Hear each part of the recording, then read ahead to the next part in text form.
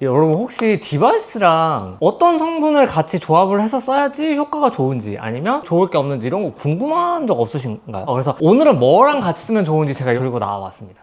제가 대사 비만을 연구하는 과학자라서 저의 본업에 활용되는 기술들을 10분 발휘해서 논문들을 정말 이것저것 많이 찾아보고 왔는데 사실 이 디바이스랑 뭘 같이 쓰면 좋아야 되는지에 대한 데이터가 훌륭한 논문들은 사실 많이 없기는 한데 그래도 어쨌든 제가 최대한 많이 찾아갖고 왔으니까요. 여러분 끝까지 시청해주세요. 제일 간단한 것부터 시작을 하겠습니다. 이 갈바닉 디바이스인데요.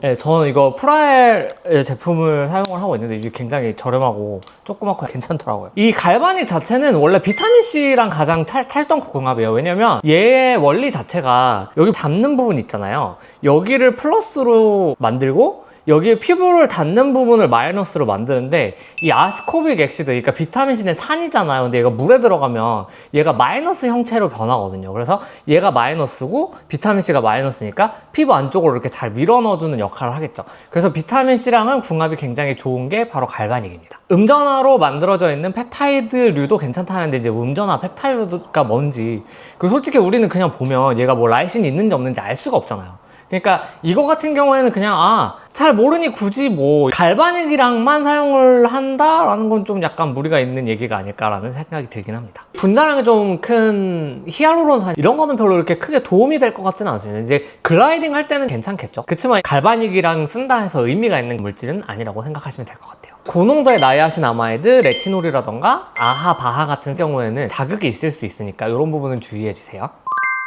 제가 두 번째로 말씀드린 거는 이런 LDM 기전을 가진 교차 초음파랑 같이 사용을 하기에는 어떤 게 좋냐, 이 부분에 있어서도 좀 조사를 많이 해봤는데요.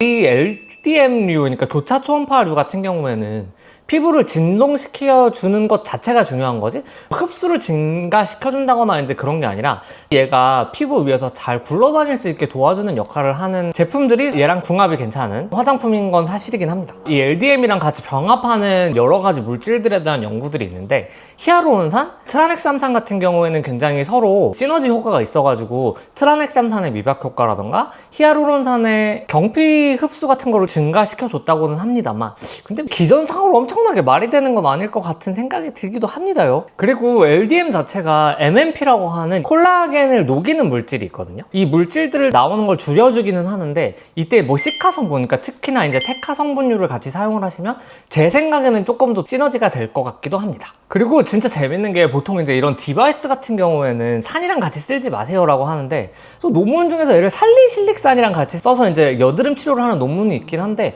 이거는 아직도 그렇다 아니다라는 얘기가 완전히 정립된 건 아니라서 시도해보시지는 말았으면 좋겠어요. 그리고 얘도 이제 피부 위에 문대는 기기류기 때문에 아하라던가 바하 같은 산성물질, 각질 제거제류 같은 경우에는 같이 사용을 하면 좋을 건 없겠죠. 그리고 또 하나 LDM류, 그러니까 교차 초음파류는 내가 피부와 이 기기가 맞닿아 있어가지고 진동이 전달이 돼야 되는데 버블 세럼류를 사용을 하시는 경우에는 잘 녹여서 기포가 없는 상태에서 사용해 주시는 게 중요합니다.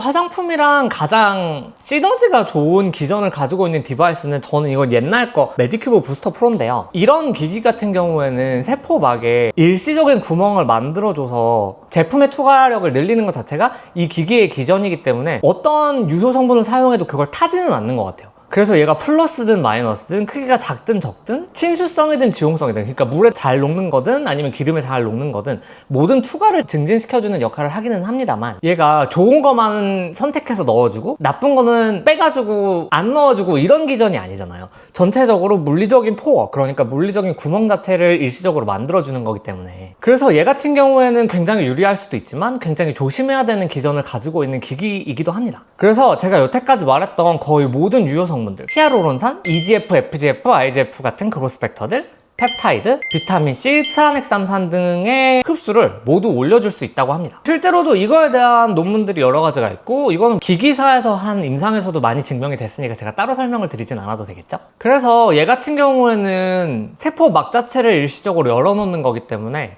피부에 좋지 않다, 자극이 있다라는 성분이 있는 경우에는 특별히 더 조심해 주셔야 되기도 합니다. 그래서 레티놀 같은 경우에는 사실은 그렇게 좋은 궁합을 가지고 있다고 보기는 힘들고요. 하나바하, 파하 같은 경우에도 자극이 있을 수 있다는 점, 그리고 자주 쓰이는 PHA라던가 BHT, 그리고 파라벤 같은, 물론 이제 이런 것들이 요즘에 많지는 않지만 이게 실제로 기기로 밀어넣었을 때는 문제가 될 수 있는 방부제류들도 조금 조심을 해줄 필요는 있으시고요. 그 다음에 향료도 사실은 좋지는 않을 것 같아요. 대문을 활짝 열어주는 기기니까 유용할 수도 있지만 조심해야 되는 것도 있다. 이것만 알아두세요.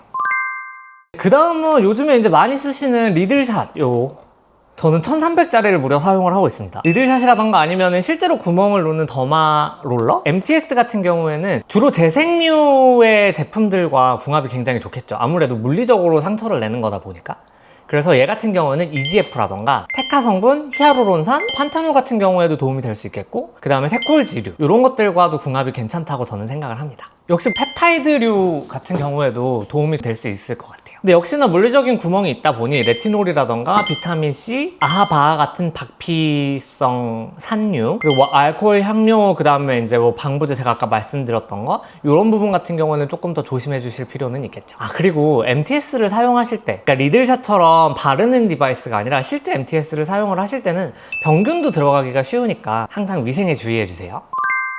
그 다음에 요즘에 이제 많이 쓰시는 거 요 RF 디바이스거든요. 근데 제가 이거 어떤 브랜드라고 말씀을 못 드리겠는 게 이게 브랜드가 없는 거예요. 알리익스프레스에서 시킨 거랑 근데 저는 뜨뜻하고 좋아가지고 쓰고 있는데, 이 RF 제품 가정용 같은 경우에는 출력도 높지도 않고 그렇게 막 주의를 하거나 시너지가 있거나 이럴 만한 성분들이 크게 있지는 않아요. RF 자체가 흡수를 올려준다라던가 아니면 물리적으로 구멍을 낸다라던가 정기적으로 구멍을 낸다라던가 이런 기능을 가지고 있는 디바이스는 아니기 때문에, 다만 이 제품을 사용을 할 때 펩타이드류 같은 경우는 제가 봤을 때는 가지고 있는 모양이 변형이 될 수도 있다는 생각이 들기는 합니다만, 논문에서 그거에 대해서 얘기를 적극적으로 한 건 없어가지고 이 부분은 제가 확실치가 않아서 그렇다라고 말씀을 드릴 수는 없을 것 같아요. 대신에 아무래도 얘가 아무리 출력이 낮다 그래도 피부를 살짝 굽는 기전을 가지고 있는 디바이스잖아요.